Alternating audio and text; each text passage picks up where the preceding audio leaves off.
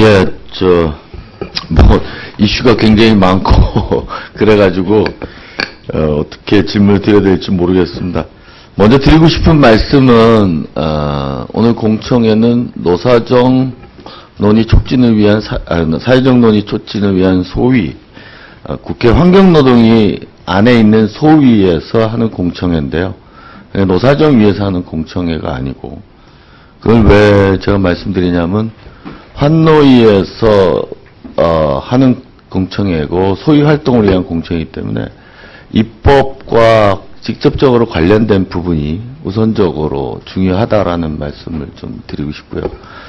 두 번째, 4월 15일까지밖에 저희 시한이 없습니다. 그래서 굉장히 시급한 입법과제, 이게 중요할 것 같다라는 생각을 합니다.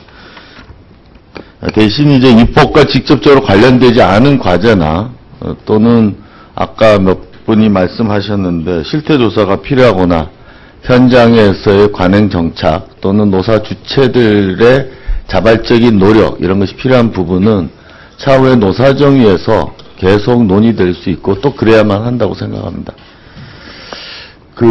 오늘 나온 것 중에 제가 주로 입법과 관련된 부분에서 몇 가지 질문을 좀 드리고 싶은데, 먼저 좀 당혹스러운 건 정리해고 요건과 관련해서 노동계는 강화를 얘기하고 경영계는 완화를 얘기하고 정반대 방향입니다.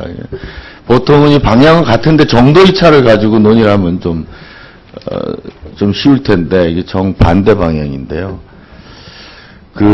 경영계에서 우리 이영준 진술인께 여쭤보겠는데, 이 정리해고 요건 강화냐 완화냐 이 요건 가지고 지금 문제가 됐고 국회가 논의를 한 것은 사실 쌍용차 사태가 가장 큰 영향을 줬거든요. 쌍용차 사태와 연관져서 한번 그래도 완화가 필요하다고 생각하시는지 짧게 좀 설명해 주세요. 예, 경영상 해고를 하기 위한 상황 자체에 대한 인식 부분들이 차이가 있었던 것 같고요. 그리고 요건에 있어서 가장 중요한 경영상의 필요성 부분에 있어서 저희들로서는 지금의 현재 모습으로는 노동계가 경영상 어렵다는 말을 하고 구조조정이라는 이야기를 꺼내는 순간에 일체의 한 발자국도 못 나가는 그런 게 현장에서 나타났던 부분들에 대한 우려를 담아서 말씀을 드리는 부분이고, 다른 나라에 있는 부분도. 근데 그때 무급순환 휴직이라도 하겠다 했는데, 예? 그것도 거절한 것은 예를 들어서 해고 회피 노력이나 이런 부분이 부족했다고 객관적으로 본 사람이 많거든요. 그래서 해고 회피의 노력을 위한 절차 요건이 좀 강화되어야 되는 것이 아니냐 이런 얘기들이 나온 건데, 그런 부분에 대해서 어떻게 생각하세요? 예, 의원님 말씀하셨듯이 이제 그런 식의 관점도 충분히 있을 수 있다고 생각을 합니다만, 여러 가지 여건상 그런 부분들에 대한 판단하는 과정에서 아마 경영진 그 당시에 그 부분을 받아들일 수 없었던 사정 부분에 대한 것도 좀 고민해 주시면 부탁드리겠습니다. 예. 또 쌍용차 사태에서 가져왔던 어떤 교훈이 회계 정보의 투명성, 이런 부분인 것 같습니다. 그런 부분과에서 이철수 교수님께서 그런 것에 대한 보완이 좀 필요하다, 이런 말씀 하셨는데, 좀 구체적으로 보완을 갖고 계신 건지, 그걸 좀 여쭙고 싶습니다.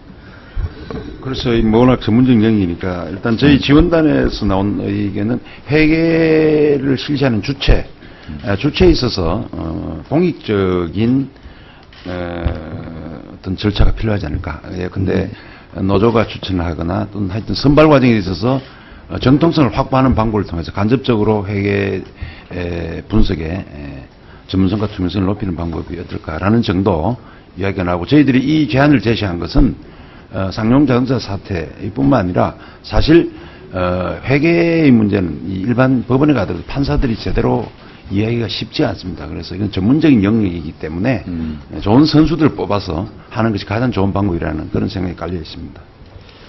예, 특수직 근로자 보호와 관련해서는 지금 조금 아쉬운 부분이, 노동계는 근로기준법이나 노동조합법에서 그냥 노동자를 인정하면 모든 게 끝난다, 이렇게 얘기를 하고, 또 경영계에서는 사업자인데 뭔 말이냐. 그래서 이게 이게 분명히 이것이 섞여 있는 거라고 인정하면서 각자 극단적인 주장을 해가지고 해법이 안 나오는 것 같아요.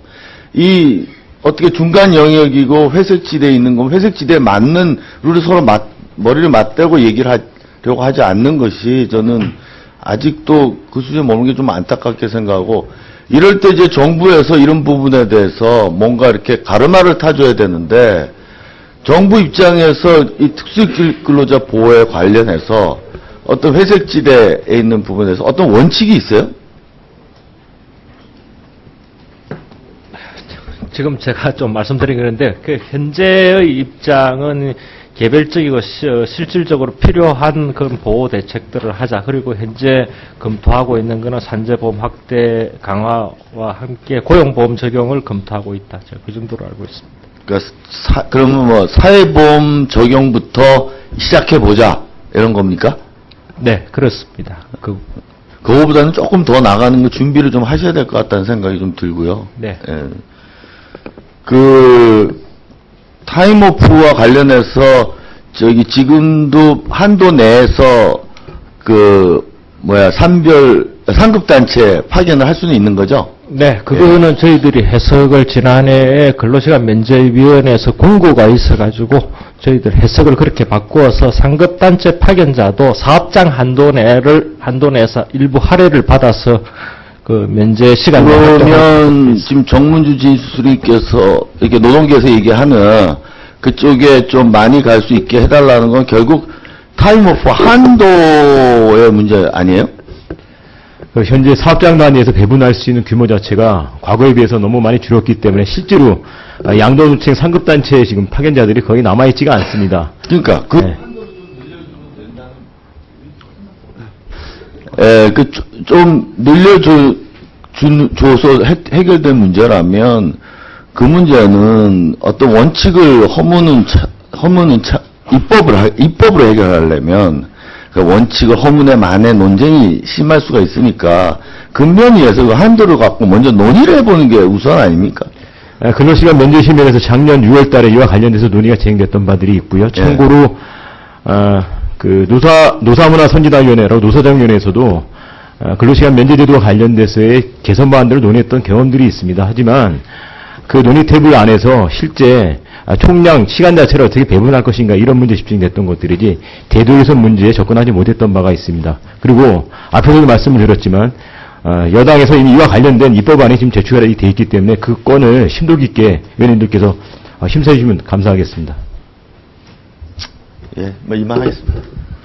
네, 수고하셨습니다. 다음은 홍영표 의원 질의해 주시기 바랍니다.